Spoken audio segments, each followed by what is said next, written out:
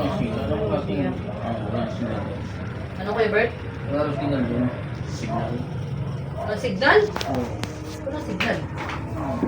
Nag-ring nga eh. Parang walang signal.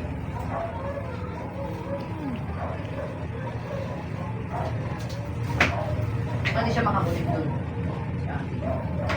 Pag nag-ring, may signal yun.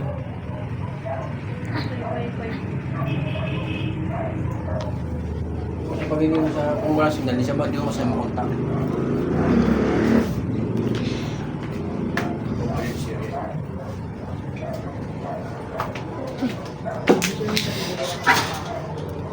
Video na.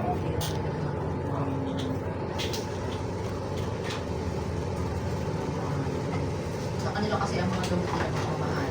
Oo, na-exported na lang.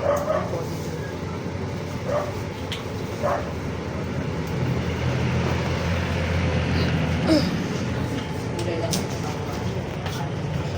Eh, dati na napadaan lang kami sa pagpipit lang ako sa Sa ano? David Salon. Oh, David Salon natin talaga doon.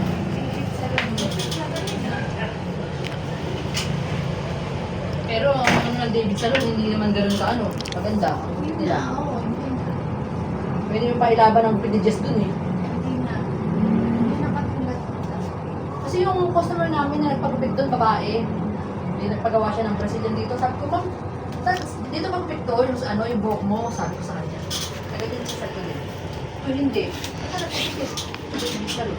Hindi maganda yung pagkakagupit nila. Sabi ko, so, magkano binayaran mo doon?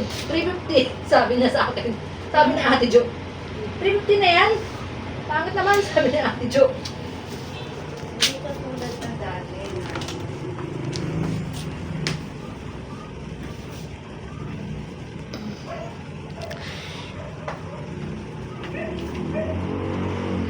kaya kung ano, iba pa rin yung mga nasa ordinary salon.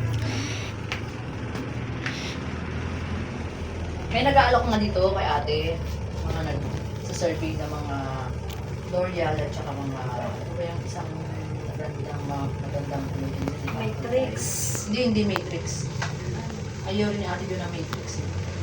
Basta mayroon pang isa eh, L'Oreal, mas meron pang, oo, wala yata yung isa. Kaya lang, Diyos ko, yung isang pirasong tube lang ng ganitong kulay, ay magkano na?